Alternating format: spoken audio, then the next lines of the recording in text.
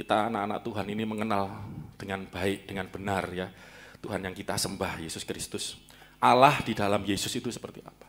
Tritunggal ya, seperti apa? Kan belajar enggak gampang ya saudara. Minggu lalu aja kita belajar duduk di sebelah kanan Allah ya. Kemarin Kersel bahas itu, duduk di sebelah kanan kok kayaknya ada dua yang duduk-duduk di surga kan. Nah kadang seperti itu, minggu lalu enggak salah ya. Nanti kita lanjutkan sedikit. Dan terus terang Mbak Esther ini jujur dia ngomong, kadang-kadang kesulitan ngikuti, enggak ngerti gitu. Ya, kadang di depot aja saya ajak ngomong lagi. Kadang baru ngerti ini gitu ya. Kadang itu aja lupa lagi mungkin ya. Jadi karena mungkin kita enggak terbiasa ya belajar. Kita di gereja ini biasanya yang enteng-enteng ya. Maaf ya, kebanyakan itu yang ringan-ringan, enteng-enteng. Sehingga ketika belajar agak lebih dalam gitu, kadang merasa ini apa gitu. Kemarin kayak istilah anak manusia itu apa gitu aja kan belum tentu semua orang Kristen ngerti. Coba tanya anak manusia itu apa? Istilah Yesus anak manusia, dia nyebut dirinya anak manusia. Jelasin aja belum tentu. Karena jarang memang dibahas anak manusia, apalagi anak Allah misalnya.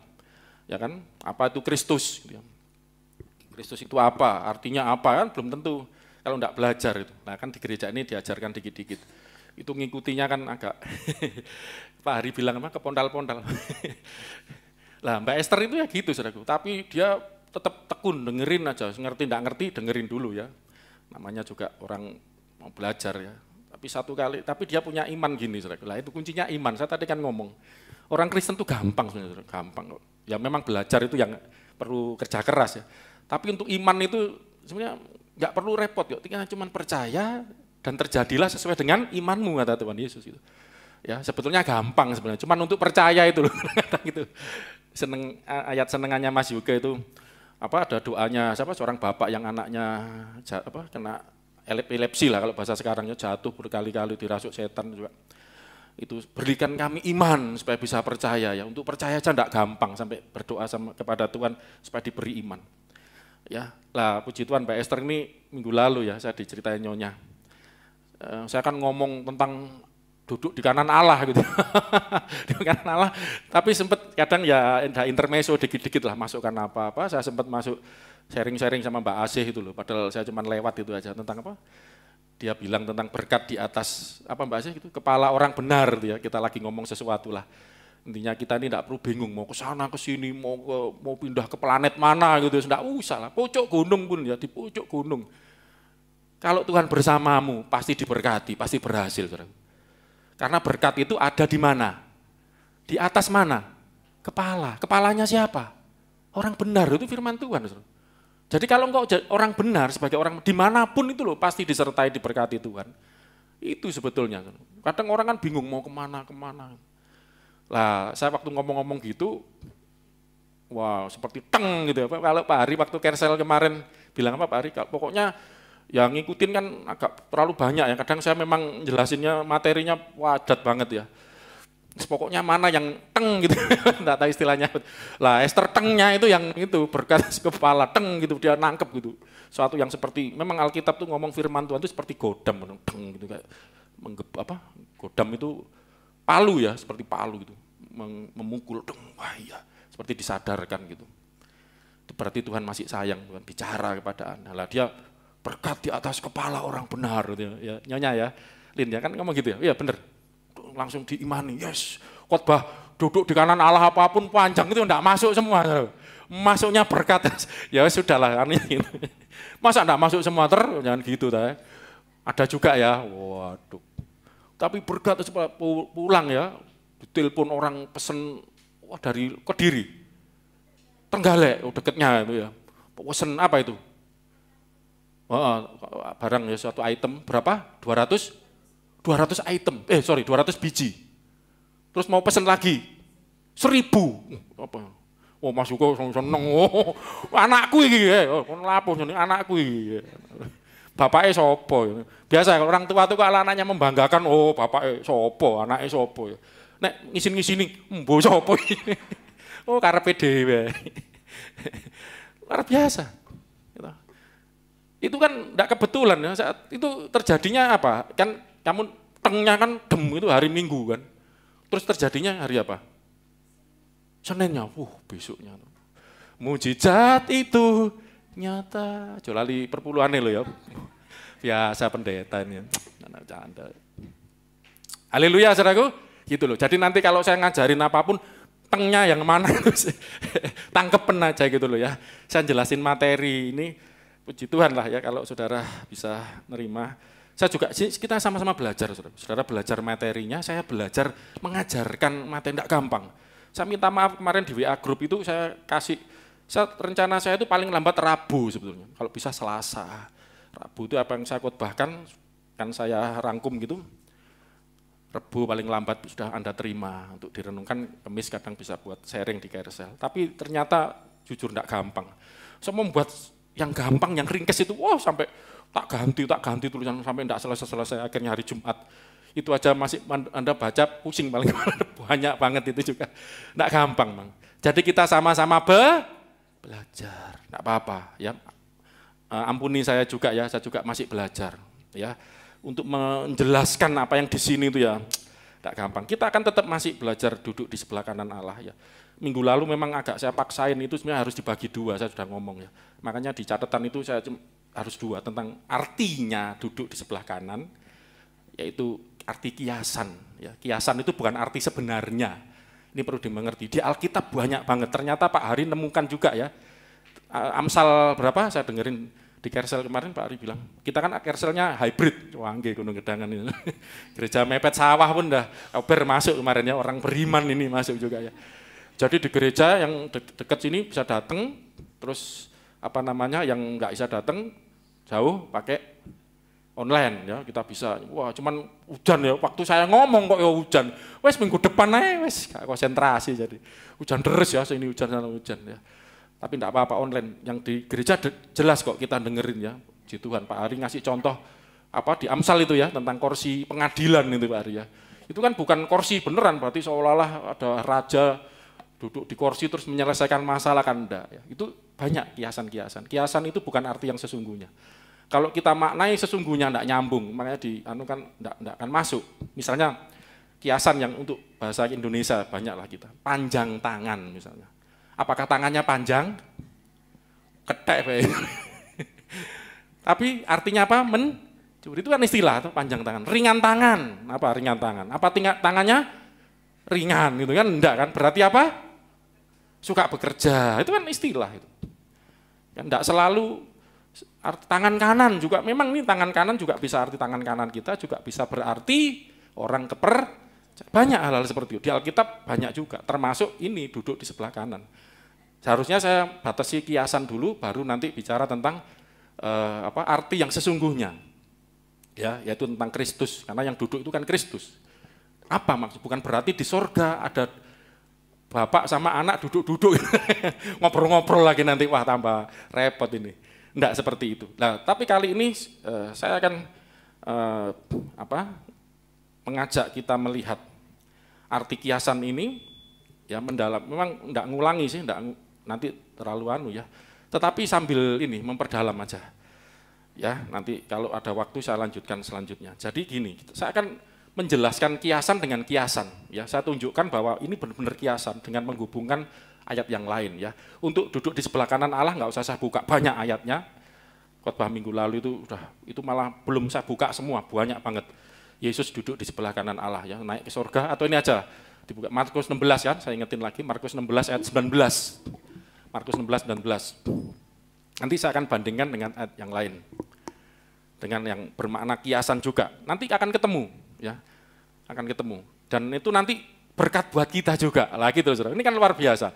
Makanya jadi pendeta ini saya repot juga ya, kalau cuman pengajaran jemaat kurang tertarik ya, buat apa belajar ini. Harus ada yang praktis itu. Makanya saya mencoba masukkan hal yang praktis juga. Coba baca.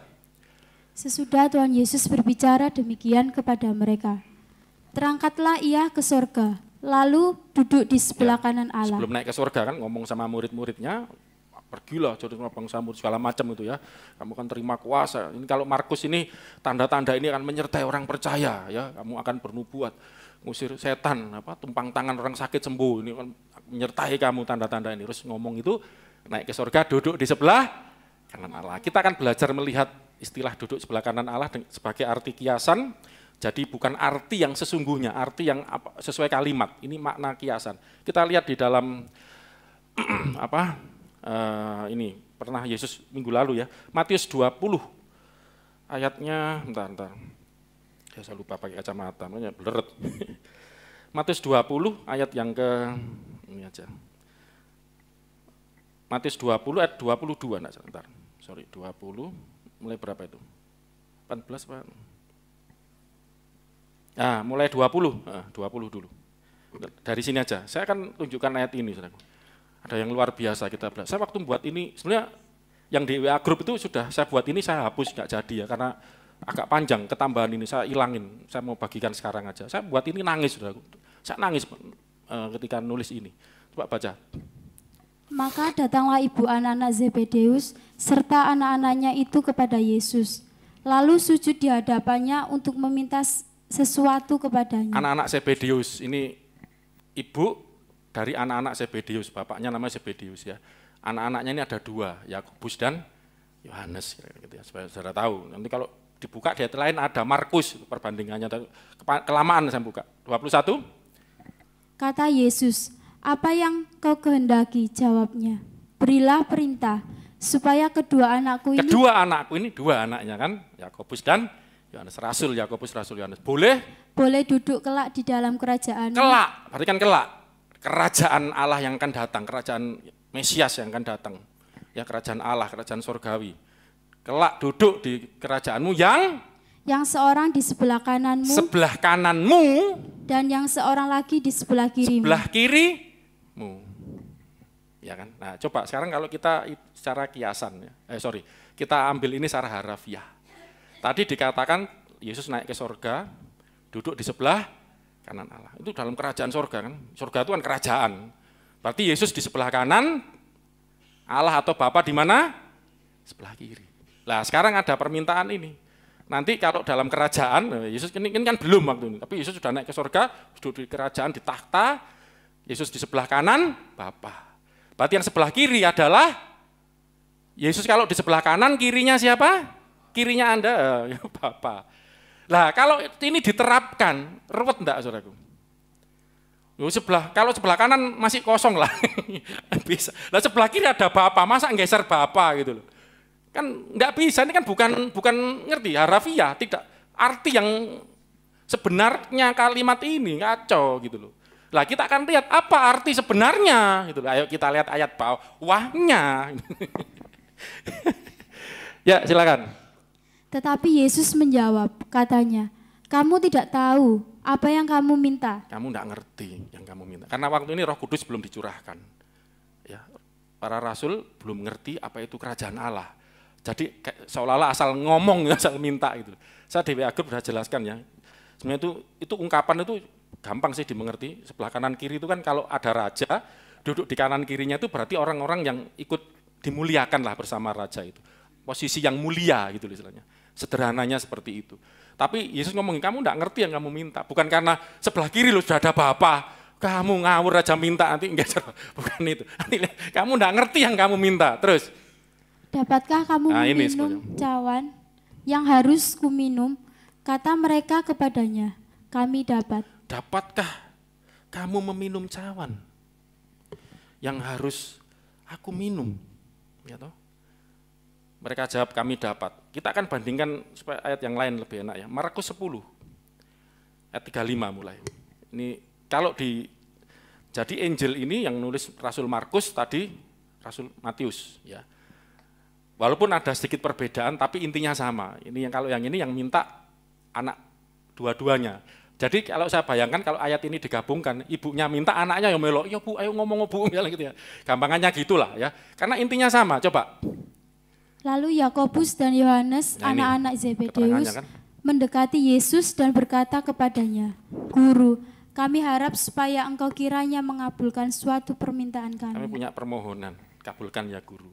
Ya ini kalau sekarang kita kayak orang berdoa gitu loh, kalau kita aplikasikan sebagai jemaat, kita ada permintaan, apa itu, 36? Jawabnya kepada mereka, apa yang kamu kehendaki aku perbuat bagimu. Ya, soalnya enggak usah takut, kalau datang sama Yesus pasti ditanya, ya toh, banyak ayatnya. Apa yang kamu orang buta itu ya, Bartimeus sama berseru-seru, Yesus, Yesus, anak Daud, kasihanilah kami. Teriak-teriak lah, orang-orang kan terganggu itu, Markus berapa itu ya. Sampai wis jangan ganggu, ini lagi lewat kan, rombongan banyak. Terus akhirnya Yesus dengar, datang. Apa yang, ya sama pertanyaan, apa yang kamu kehendaki aku perbuat kepadamu? Saudara gitu. Ustaz teriak, Yesus, Yesus. Njaluk apa sih kono? Kawin Tuhan, oh yo. Lemas juga lah. Tanda masih kan. Loh, Yesus ditanya, apa yang kamu minta? Masih Manuel gak iso dikudone saiki ya. Ya apa wis kawin happy bro ya. Sampai ke Bali ya. Wah, berdua touring sana. Waduh, stop. Asik ya, puji Tuhan. Gak usah tak goda lagi jarang ngomong ini. Langsung kok Beninya lagi ke Solo, enggak usah digoda ini. Apa yang kamu kehendaki? Kalau datang sama Yesus, saya akan tanya, kamu minta apa? Kalau bahasa pasti saudara, enggak mungkin. Kamu ngapain ke sini? Enggak ada. Yesus kita luar biasa ya. Amin saudaraku. Dia baik. Apa yang kamu minta? Ngapain minta ke dukun, ke sana, ke sini? Alah, ngapain? Datang aja sama Yesus. Ya, apa yang kamu minta? Lah, cuman nanti belajar mintanya ini, saudaraku ya. Ini andai kata salah pun, nggak usah takut. Nanti salah ya apa? Terus, 37. Lalu kata mereka, perkenankanlah kami duduk dalam kemuliaan-Mu kelak. Kelak kan, ya ini kerajaan Allah. Yang seorang lagi di sebelah kanan-Mu, dan yang seorang di sebelah kiri. Ya kan sama kan. Terus? Tetapi kata Yesus kepada mereka, kamu tidak tahu apa yang kamu minta. Kamu tidak ngerti yang kamu minta gitu. Pada waktu itu para rasul tidak ngerti. Aku njaluk apa? Kamu tidak ngerti yang kamu minta ini apa? Yesus menjelaskan apa? Dapatkah kamu meminum cawan yang harus sama kuminum? Kan? Ada tambahannya. Terus? Dan dibaptis dengan baptisan yang harus kuterima. Yesus tidak menyalahkan. Yesus memperingatkan, kamu tidak ngerti yang kamu minta. Yang kamu minta ini berat. Kalau bahasa ini di penjelasan seperti itu. Bisa enggak kamu minum cawan yang harus kuminum? Bisa enggak kamu dibaptis dengan baptisan yang harus kuterima? Ini lagi konseling baptisan nih Mbak Mimi sama Chandra kan, saya ngomong Yesus saja dibaptis loh, tapi beda dengan kita baptisnya. Dia dibaptis untuk memenuhi seluruh kehendak Allah. Sempurna Yesus itu. Seluruh kehendak Allah dipenuhi oleh Yesus. Luar biasa, nanti lain kali kita bahas itu. Yesus saja dibaptis, kok Anda tidak mau dibaptis misalnya gitu kan, itu pertanyaannya. Tapi ini lain, yang dibaptis ini baptis beda. Kamu bisa enggak minum cawan yang kuminum? Sanggup enggak? Kamu dibaptis dengan baptisan yang harus kuterima. Ini bicara apa, saudaraku? Coba. Bicara apa, saudaraku? Bicara apa, saudaraku? Ayo, ini kan ayo kita belajar. Apa artinya? Ini arti kiasan apa harafiah? Ini dulu aja. Kamu enggak mungkin minum cawan yang apa? Apakah kamu sanggup enggak minum cawanku? Kiasan ya. Artinya berarti kiasan bukan arti sesungguhnya. Arti sesungguhnya maksudnya apa ini? Kayak nanti duduk sebelah kanan Allah itu arahnya ke situ itu bukan sesungguhnya, itu kiasan. Arti sesungguhnya apa gitu loh nanti. Ini apa arti sesungguhnya? Nah kalau ini harafiah gini, jadi kalau gitu lah terus kalau paling enak kita baca selanjutnya, tapi enak yang di Matius saja ya, karena ada yang mau saya tunjukkan. Kembali ke Matius 20, kita baca dulu deh. Nanti saya akan tunjukkan maksudnya. 22 ya. Dapatkah kamu minum cawan dan dibaptis dengan pesan kuterima? 23. Matius. Oh ini belum. Markus lagi aja deh, yaitu ada minum cawan sama baptisan. Markus 10 ayat yang ini tadi. 39. Apa jawab mereka? Jawab mereka, kami dapat. Kami bisa, sanggup. Wah ini sangar, dapat. Terus? Yesus berkata kepada mereka, Memang kamu akan meminum cawan yang harus kuminum dan akan dibaptis dengan baptisan yang harus kuterima. Memang kamu akan minum cawan yang harus kuminum. Kamu juga dibaptis dengan baptisan yang harus kuterima. Memang nanti. Waduh. Berarti akhirnya murid-murid kan ngomong dapat. Dan Yesus ngakui. Yesus tuh ngerti sak durunge winarah. Bahasa Perancis ini ya. Ngerti sak durunge winarah itu ya maha tahu. Ngerti. Kamu nanti akan minum cawan yang tak sebut tadi. Kamu juga akan dibaptis dengan baptisan yang harus kuterima. Apa maksudnya, saudara? Betul, luar biasa. Ini masih anggap aja karangan saudara sendiri lah. Nanti saya tunjukkan ayatnya loh, kita harus dengan ayat. Itu bicara apa? Penderitaan. Nanti saya buatkan ada 3 ayat. Nanti 2 ayat lagi sesuai yang dimaksud. Bicara penderitaan. Memang kamu akan minum cawan yang akan ku minum. Baptisan yang akan ku terima, kamu juga terima. Kalau ini harafiah, saudara. Ya karena orang-orang seperti ini nanti akan baca selanjutnya 40. Tetapi hal duduk di sebelah kananku atau di sebelah kiriku, aku tidak berhak memberikannya.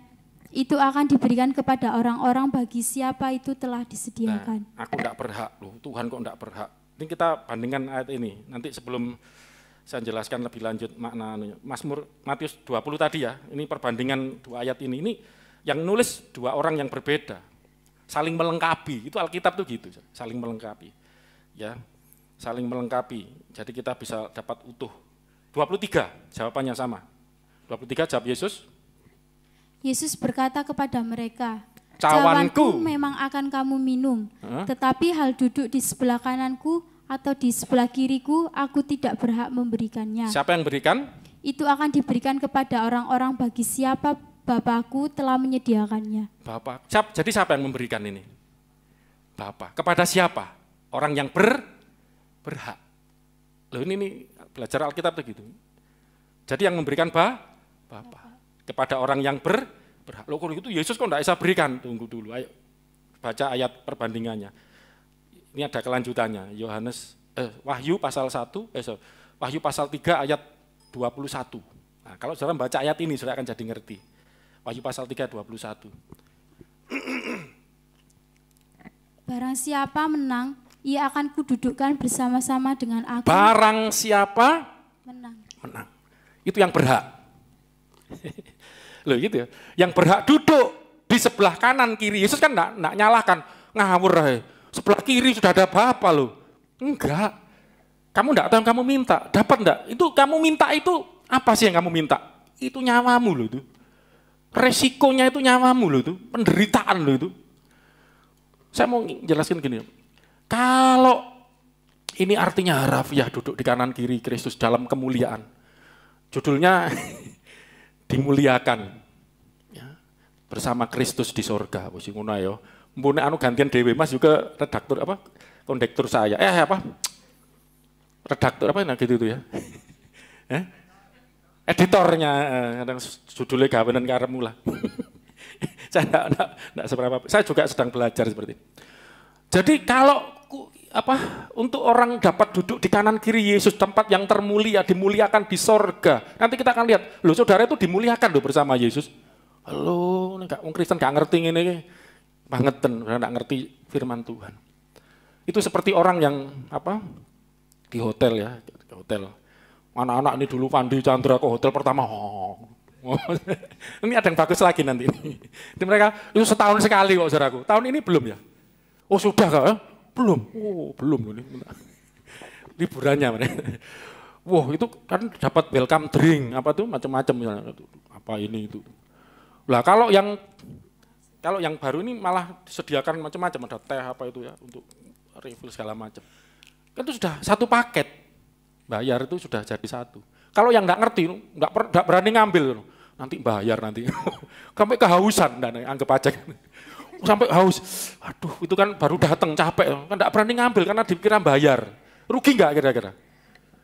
Karena enggak ngerti. Anda enggak ngerti yang disediakan Tuhan buat keselamatan kita. Loh, itu seperti itu saudaraku. Sampai haus mau ngambil, pas enggak bawa uang nih. Padahal itu sudah hakmu. Kemuliaan itu hakmu. Loh, ora mudeng ya. Kita lihat. Barang siapa menang ya akan kududukkan bersama-sama dengan aku. Di mana? Di atas tahta. Lah ini malah bukan kanan kiri, tak akan dudukkan di atas takhtaku. Kalau bahasa Jawa ini seperti di pangku kan. Ini kiasan semua. Saya akan mumpung ingat ini, saya akan ngomong gini saudara, kalau ini harafiah, repot saudara. Nggak adil ya. Orang yang duduk di tahtanya Tuhan Yesus. Tahtanya siapa ini? Tahtanya Tuhan Yesus. Itu didudukkan, kalau menang. Itu yang berhak, itu yang menang. Nanti kenapa yang berhak berikan Bapa, nanti ada bawahnya. Tapi dengar baik-baik dulu. Kalau untuk yang disebut menang dan mendapat kemuliaan seperti ini, itu adalah orang yang minum cawan. Itu bicara kalau harafiah itu apa? Perjamuan. Minggu depan deh, kan pas minggu pertama ya, perjamuan, mumpung ingat langsung. Minggu pertama, kita akan perjamuan ya. Kalau syaratnya mendapat kemuliaan di sorga, bahkan duduk di takhta Yesus. Takhtaku, kududukkan di atas takhtaku. Itu minum cawan, bukan cawannya dilek, saudaraku ya. Kalau minum perjamuan, dibaptis, sakramen, kan 2 sakramen yang sampai hari ini tuh masih ada. Itu harus terjadi, harus Anda lakukan, perjamuan kudus, baptisan. Tidak bisa ditawar, barang siapa percaya dibaptis selamatkan. Markus 16:16, yang tidak percaya tetap dalam penghukuman. Karena murka Allah atas orang-orang durhaka. Tapi itulah saudaraku, maksud saya, kalau ini harafiah, kalau gitu ke surga gampang, enak toh. Wis mbuh perbuatanmu kayak apa, imanmu kayak apa, gak karu-karuan, jadi Kristen gak karu-karuan pun, sementing dibaptis, sementing ikut perjamuan, menang. Ya tahu ini kan yang menang kan itu tadi, duduk di atas tahta. Nanti kita akan kupas apa itu minum cawan, dibaptis dengan baptisan Yesus. Itu disebut menang, itu apa? Itu kan supaya dapat duduk di atas tahta. Itu bicara penderitaan tadi kan, ini preposisinya kan, pernyataan awal, kita akan uji gitu. Wah ini kayak kuliah aja. Tapi enggak apa-apa, ini akademis ini bisa dipertanggungjawabkan. Kita akan uji apakah itu bicara penderitaan gitu. Ya kan. Jadi ikut Yesus itu kalau supaya dapat kemuliaan itu harus mau menang. Menang itu menderita. Barang siapa telah menang. Loh, mana ayatnya tadi? Itu. Barang siapa menang. Barang siapa itu berarti ada yang menang, ada yang kalah. Ini cuma untuk yang menang. Nanti bicara yang Yesus ngomong aku enggak berhak, Bapakku yang berhak. Itu bahasa juga untuk di sini, coba lanjutkan ya. Barang siapa menang, ya akan kududukkan di atas tahtaku sebagaimana aku pun telah menang. Aku pun telah menang. Kalau Yesus telah telah itu sudah menang, ngalahkan maut. Gini saudaraku, ini bagus, ini tafsiran, tapi saya senang banget tafsiran ini. Kenapa Yesus menang? Ini sebagai manusia, saudaraku. Yesus mengalahkan kematian, mengalahkan maut. Maut tidak berkuasa. Kalah, Yesus bangkit. Berarti kan kalah maut. Manusia itu pasti mati. Tapi Yesus enggak mati gitu loh istilahnya. Kan menang berarti. Lah padahal mati, dengar baik-baik. Kematian, maut, itu adalah hukuman atas dosa. Upah dosa adalah maut. Berarti orang yang mengalami maut itu orang berdosa. Makanya sejak zaman Adam pun berdosa, maut, mati. Walaupun umurnya sampai 1000, hampir 1900 berapa. Tapi mati juga. Tidak ada yang tidak mati. Kalah sama maut. Karena apa? Dosa. Upah dosa itu maut. Kalau jadi upah dosa itu maut. Kalau maut dikalahkan, berarti dosa sudah dikalahkan juga gitu loh. Gini loh, orang kalau berdosa pasti mati. Tuhan pernah ngomong sama Adam, ini juga pelajaran penting. Ini pelajaran penting juga. Ketika engkau memakan buah ini, pasti mati. Bukan karena makan buahnya. Makan buah itu berarti memberontak dengan perintah Tuhan. Jangan makan buah ini. Ini loh buah kehidupan aja yang kamu makan. Tapi pohon pengetahuan baik jahat jangan dimakan. Kalau kamu makan, kamu akan mati. Dan ketika Adam makan itu, sejak itulah keturunan Adam, Bani Adam, anak-anak manusia, itu terjemahan anak-anak manusia di Alkitab, kalau cara cek bahasa Ibrani, Baneha, ya, Baneha Adam, ya, Bani Adam, Ben Adam, ya. Jadi ketika mereka makan itu berbuat dosa, mati. Tapi Yesus enggak mati. Berarti kan dosa sudah dikalahkan. Itu loh saudara.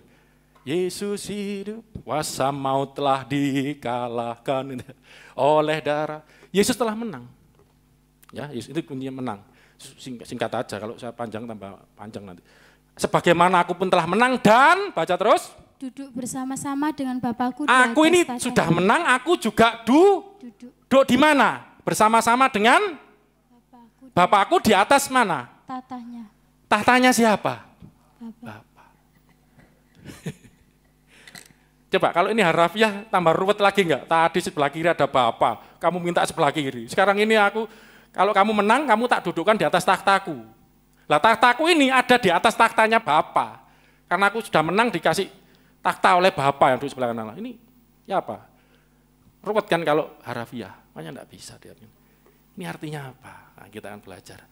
Dengan satu ayat ini kita akan bisa mengerti. Wahyu pasal 22 di WA grup kemarin. Ayatnya di mana itu? Yang terakhir itu. Wahyu 22.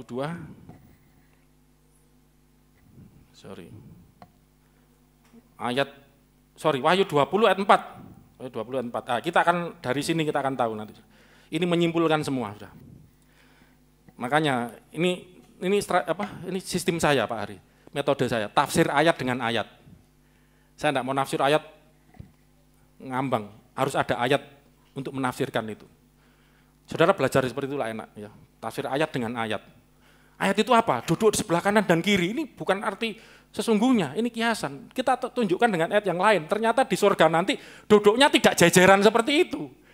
Ini kok pangku-pangkuan lagi, bukan seperti itu kita baca ini. Ayo. Kecil-kecil tulisannya. Lalu aku melihat tatah-tatah dan orang-orang yang duduk di atasnya. Kepada mereka. Lalu aku melihat, aku ini Rasul Yohanes dapat apokalips, pewahyuan. Ya, satu penglihatan, satu pewahyuan akan melihat banyak tahta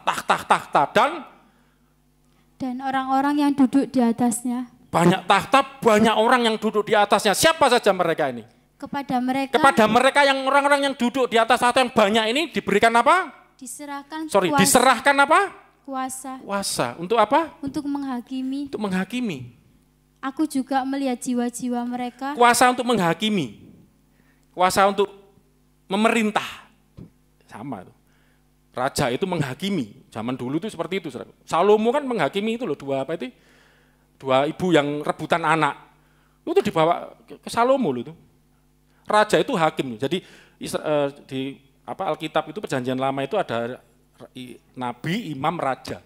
Raja itu hakim. Jadi dulu itu hakim-hakim semua. Jadi pecah akhirnya, ada yang jadi raja. Kebanyakan akhirnya tugasnya raja untuk menghakimi itu. Ya, imam, nabi, raja, hakim juga termasuk hakim di dalamnya. Raja itu juga menghakimi. Aku juga melihat jiwa-jiwa mereka. Jiwa-jiwa mereka siapa orang-orang ini?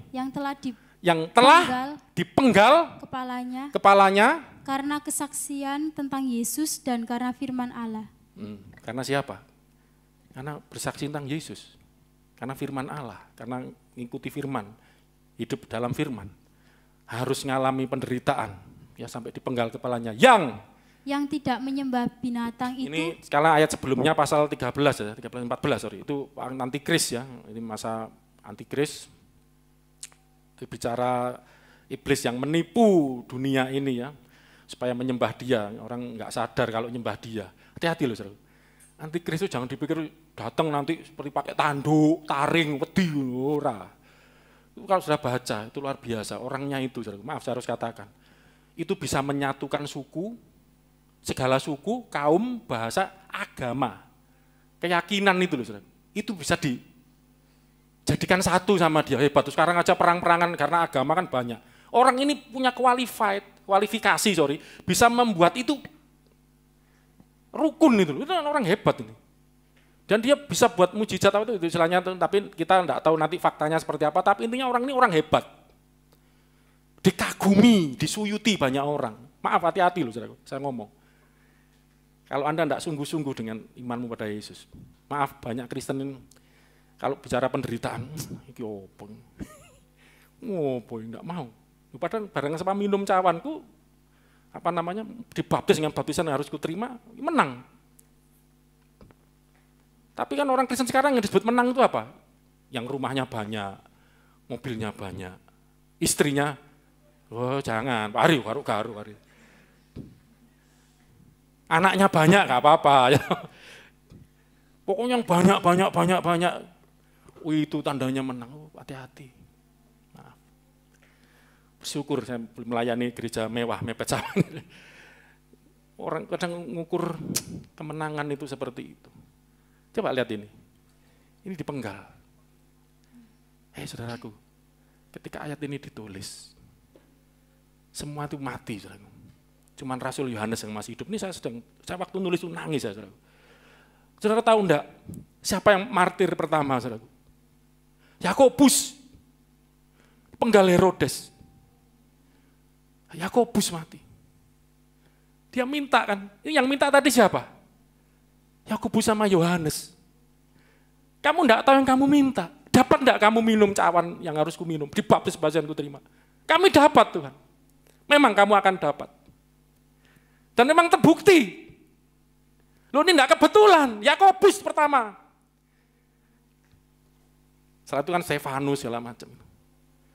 Yohanes dibiarkan Tuhan hidup terakhir. Lihat penglihatan ini. Yohanes mati tua. Tapi sebelumnya dia sempat digoreng ya. Di minyak panas, enggak mati. Panas. Paulus lepas kepalanya. Paulus yang sapu tangannya ketinggalan.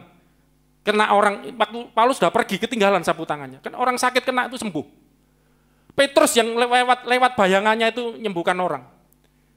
Mati disalib dengan kepala di bawah. Menurut tradisi Rasul Thomas, mati di India, martir di India, ditarik kuda, tangan kanan kiri, disiksa dengan keji. Itu menang. Dunia katakan kalah kamu, mati kamu, celaka kamu.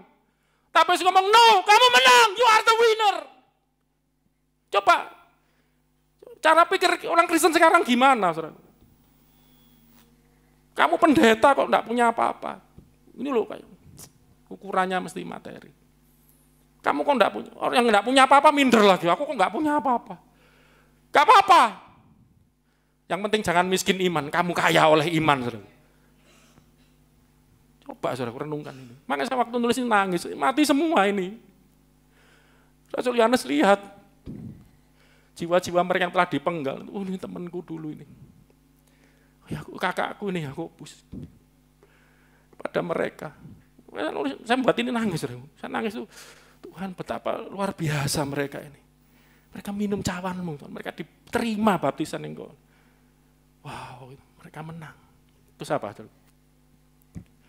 Dan patungnya dan yang tidak juga menerima tandanya. Ya zaman antikris ya. Pada dahi dan? Pada dahi dan tangan mereka. Dan mereka hidup kembali. Hidup kembali. Itu loh, ngalahkan maut. Dan memerintah sebagai raja bersama-sama dengan Kristus. Jadi apa? Raja. Mungkin orang yang kau hina, kau anggap enteng. Oh boy. Karena ukuranmu ukuran fisik, ukuran materi. Hati-hati kau jatuh. Orang-orang ini, itu ada di Ibrani. Wah, saya tunjukkan ayat itu. Orang-orang seperti ini dianggap sampah. Tapi justru dimuliakan Tuhan. Lanjutkan aja daripada balik sini. Dan mereka hidup kembali dan untuk masa 1000 tahun. Belum. Dan memerintah sebagai sebagai raja bersama-sama dengan Kristus untuk masa 1000 tahun. Bener enggak akhirnya? Nerima enggak mereka? Kami dapat. Ya memang kamu dapat. Kamu akan minum. Tapi nanti yang berhak berikan bukan aku, Bapa lah. Karena memang Bapa tadi kan berikan pada Yesus, Yesus berikan kepada. Itu nanti pelajaran minggu depan aja. Wah kok ada dua gitu. Itu Yesus sebagai Kristus. Ada Yesus sebagai firman Allah. Yesus itu punya dua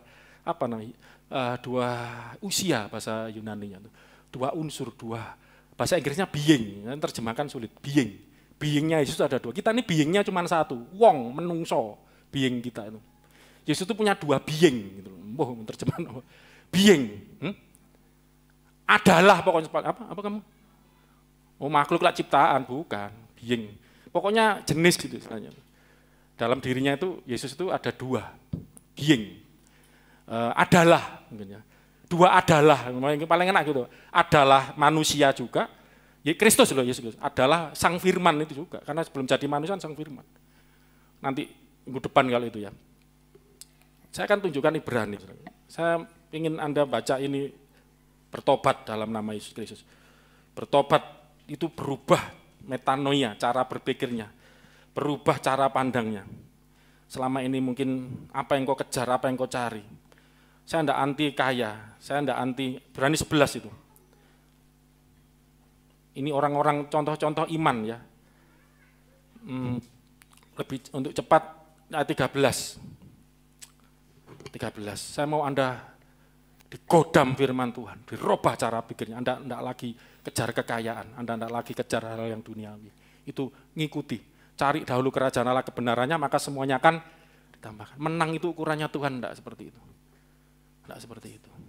Ya. Tidak seperti yang dipikirkan dunia. Baca 13, Ibrani 11, 13. Dalam iman mereka semua ini telah mati. Dalam iman mereka semua ini telah mati sebagai orang-orang yang tidak memperoleh apa yang dijanjikan. Apakah Yakobus, Yohanes waktu itu kan mati kan, tidak dapat pikir. Waktu itu mereka salah berpikir, kamu tidak tahu yang kamu minta. Pikirnya Yesus datang ke Yerusalem, itu kan mau masuk Yerusalem. Diikuti ribuan orang, mau dongkel rajanya, mau meruntuhkan kerajaan Romawi. Mesias itu kan seperti Daud, turunan Daud. Daud kan pemenang, semua kalah disikat sama Daud. Goliat amblas, kerajaan-kerajaan sekitar takluk. Salomo itu menikmati masa keemasan karena Daud ayahnya. Nanti kalau ada belajar akan ngerti ini. Mereka berpikir seperti itu, nanti duduk sebelah kanan gitu. Mereka nggak dapat gitu. Yang didapat dipenggal malah. Yohanes digoreng. Para rasul dipenggal, wah banyak ngalami ya aniaya, salib dengan kepala di bawah. Mereka tidak dapat apa yang dijanjikan itu. Tetapi yang hanya dari jauh, division. Terus melihatnya dan melambai-lambai kepadanya. Jadi cuman vision, wow, cuman ini harapan. Kan yang dijanjikan itu. Terus dan yang mengakui bahwa mereka adalah orang asing dan pendatang di bumi ini. Wong Jawa ngomong ning donya iku mung mampir ngombe. Ini bukan rumahmu. Rumah kita. Kamu nyanyi gitu di surga nanti. Ini rumah kita sendiri. Rumah kita nanti di mana? Di surga, itu rumah kita, tempat tinggal. Mas. Jangan ngomong rumah bayangno ono gedunge. Ini kadang repot juga nih. Itu istilah. Kita punya tempat, bahkan bukan cuma rumah, takhta. Amin, saudaraku. Takhta itu berarti artinya memerintah. Oke ya, kita lihat dulu. Pendatang, kita ini orang asing, kita pendatang di bumi. Kenapa kita harus gandol di demikian rupa? Ini kayaan, makanya orang kaya itu mau mati itu takutnya karena kehilangan semua. Maaf, saya ini di rumah itu hampir tidak pernah tak kunci. Mau masuk ambil lah, nggak ada apa-apa ambilin, tenang. Orang yang rumahnya mungkin banyak barang mewah perhiasan, takutnya minta ampun mungkin ya. Saya pernah tetangga itu kecurian apa ini yang bosnya asih dulu, sugih itu. Sekarang lagi gini tapi dia lihat ke depot, wah itu ya, itu orang kan sawang sinawang bahasa Jerman itu ya. Wah di depotnya rame gini-gini, sebenarnya sama aja tapi kita belajar mengucap syukur. Sana tuh saya tuh habis semua Mbak Asih. Sekarang Mbak Asih malah berjaya itu. Ya diusir dia dulu. Pernah ngomongnya nggak enak tuh. Oh ini nggak boleh sebetulnya ya, sandar lah itu. Serepot. Tapi belajar kasih lah. Habis. Dulu pernah kecurian, saya pernah dengar itu. Maling bisa ambil itu, emas apa uang diberangkas diambil. Pernah kecurian. 2 kali itu apa gitu, sampai lapor belum ketangkap enggak tahu. Kok tahu bisa anu dia. Lah kita masuk ambilan, itu paling anduk saya yang sudah kumal itu ambilannya. Ambil apa enggak ada. Tenang ya, bukan apa ya, malah ini saya kasih contoh sederhana. Enggak khawatir. Coba kalau di rumah barang bagus, wah nanti gimana. Ya enggak dikunci karena kita kerjanya deket itu loh ya kadang-kadang. Tapi sekarang sering ngunci nyonya, enggak baik ini ya dikunci ya. Tapi maksudnya itu loh, perasaan hatinya itu lebih tenang gitu loh. Coba saudara, berapa banyak kita enggak sadar bahwa kita ini mung mampir ngombe. Kita ini di dunia ini cuma sementara, orang asing, tamu kita ini. Saudara kalau tamu kan pasti pulang, paling lama nginep, berapa lama sih? Gitu. Kalau di RT RW 2 hari harus izin. Karena memang bukan rumah kita. Amin. Kita nanti akan selama-lamanya bersama dengan Yesus ya di kerajaan. Ini sih kerajaan yang kekal itu. Oke. 14. Sebab mereka yang berkata demikian menyatakan bahwa mereka dengan rindu mencari suatu tanah air. 15. Dan kalau sekiranya dalam hal itu mereka ingat akan tanah asal yang telah mereka tinggalkan, maka mereka cukup mempunyai kesempatan untuk pulang ke situ. Kasih tak jelas. 16, nanti panjang. Tetapi sekarang mereka merindukan tanah air yang lebih baik. Yang lebih baik yaitu satu tanah air surgawi. Tanah air surgawi. Wah, macam itu. Iya. Sadar, iya. Perpuluhan loh ya, 1000 barang. Mungkin belum perpuluhan loh gara-gara ini. Oh, nah, sorry ya, saya bukan pendeta perpuluhan. Puji Tuhan. Jadi mereka merindukan tanah air yang lebih baik, yaitu tanah air surgawi. Ayo saudaraku, rindukan itu. Ya toh, tanah air kita nih. Memang secara warga negara manusia, warga negara tanah air Indonesia, satu bangsa. Tetapi saudara tahu kita ini sebagai anak-anak Tuhan, kita punya tanah air, itu yang harus dirindukan. Saudara rindu mana? Tanah air yang mana yang kau rindukan? Sebab itu Allah tidak malu disebut Allah mereka, karena Ia telah mempersiapkan sebuah kota bagi mereka. Ya, terus?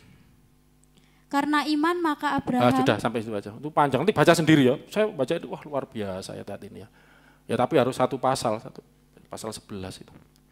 Saya seperti sadar, wah iya ya. Ini bukan rumahku, ini bukan tanah airku ini. Tanah airku di sorga ya, di sorga. Puji Tuhan. Ya, jadi saya kembali. Oke, saudaraku. Jadi duduk di sebelah kanan Allah itu adalah kiasan. Ada makna rohani, ada maksud yang sesungguhnya. Dan Allah itu roh, sudah sering dibahas ya. Roh itu ruah bahasa Ibrani, udara atau angin harafiahnya. Tidak mungkin ada kanan kirinya. Ini adalah ungkapan. Coba Wahyu 20 ayat 4 tadi. Ini ungkapan ini. Kata kuncinya di sini, saudaraku. Kata kuncinya, aku melihat takhta, orang-orang duduk di atasnya, kepada mereka, 1, 2, 3, diserahkan kuasa untuk menghakimi. Jadi orang-orang yang didudukkan di atas takhta itu bukan dijunjung, ditaruh, duduk kursi, itu harafiah. Ini artinya orang-orang yang didudukkan, barang siapa menang, ya akan kududukkan di atas takhtaku, artinya mereka diberikan kuasa untuk menghakimi. Yaitu lompat di bawah, mereka akan hidup kembali, memerintah sebagai raja bersama-sama dengan Kristus. Itulah artinya duduk kanan kirinya Kristus. Kita akan ikut memerintah sebagai raja dalam kerajaan 1000 tahun, kerajaan yang kekal, yang akan datang tadi yang dimaksud. Ini makna teologisnya gitu. Jadi poin ini harusnya khotbah minggu lalu ya. Saya campurkan dengan Kristus, anak Allah, lalu jadi itu yang bikin pusing ya. Saya belajar juga lah ya. Jadi Anda mulai dari sini dulu. Istilah duduk sebelah kanan Allah itu adalah istilah teologis, kiasan itu, bukan arti yang harafiah. Duduk sebelah kanan Allah. Dari mana? Dari ayat ini kita bisa menunjukkan Yesus diberi kuasa. Lah kita akan lihat ke Yesusnya ya. Soalnya kalau bicara Yesus kadang-kadang teologi. Kalau bicara aku dapat apa? Oh yo seneng. Dapat cawan sama baptisan. Oh ya tunggu dulu. Saya yakin jemaat di sini tidak seperti itu. Ada amin, haleluya. Oke, kita lihat Yohanes pasal 5. Saya kalau baca catatan saya kok cari ini sendiri aja. Saya pengen mulai ayat lompat-lompat saudaraku ya. Itu saudara bisa lihat nanti mulai pasal 5 ayat 19 ya, kesaksian Yesus tentang dirinya. Tapi kita akan lihat mulai ayat ini aja. 21 sampai 23. Ya. Sebab sama seperti Bapa membangkitkan. Berarti sama enggak saudaraku? Sama ya, terus? Membangkitkan orang-orang mati. Bapa membangkitkan orang-orang mati dan? Menghidupkannya, demikian juga anak menghidupkan barang siapa yang dikehendakinya. Nya ini siapa? Yesus. Seperti Bapa, sama seperti Bapa. Ini yang kados itu loh, bahasa Yunaninya Pak Ari. Sedikit-sedikit ya. Katanya Pak Ari bahasa Yunani kayak apa tulisannya itu? Kayak keriting ya rambut saya. Kemarin di WA Group tulis Katime ya, saya sebutkan Katime.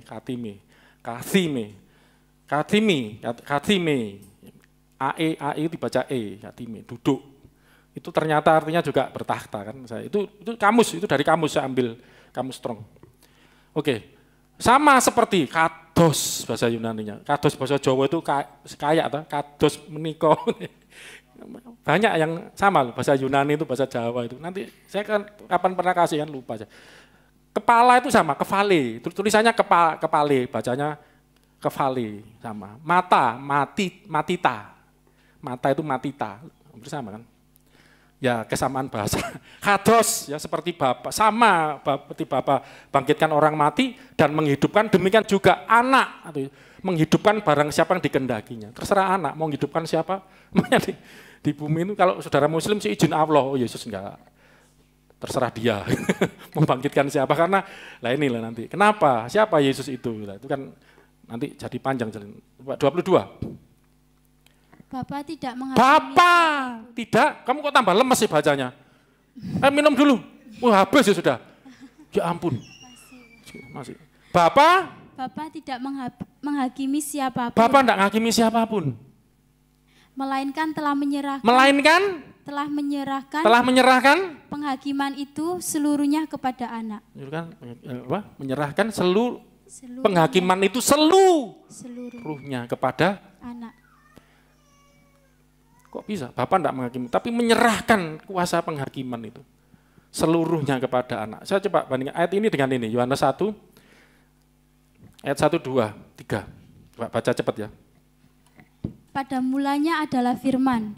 Firman itu bersama-sama dengan Allah, dan firman itu adalah Allah. Terus.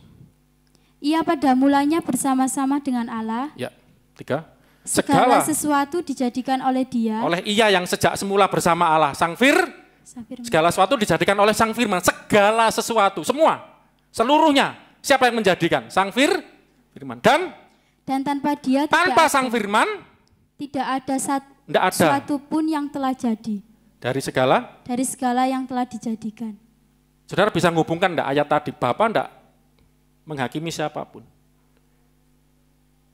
Bapa enggak menciptakan apapun, tetapi telah menyerahkan penciptaan itu kepada Sang Firman. Loh ini kalau Bapak kok enggak, bukan masalah enggak berkuasa. Bapak itu menciptakan dengan segala sesuatu dengan firman-Nya. Bapak menghakimi segala sesuatu melalui Sang Firman ini, Kristus ini yang jadi manusia. Kalau dihubungkan seperti itu, saudara. Jadi Bapak itu melakukan apa segala sesuatu itu dengan firman-Nya. Itu kan ayat hafalan kita, Mazmur 33 ayat 9. Buka.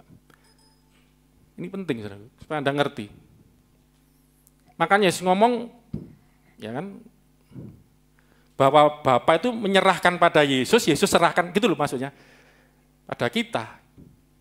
Alurnya seperti itu. Dan memang kalau ada bapak-bapak gereja ngomong gini, Yesus dan Roh Kudus seperti tangan kanan dan tangan kirinya Allah.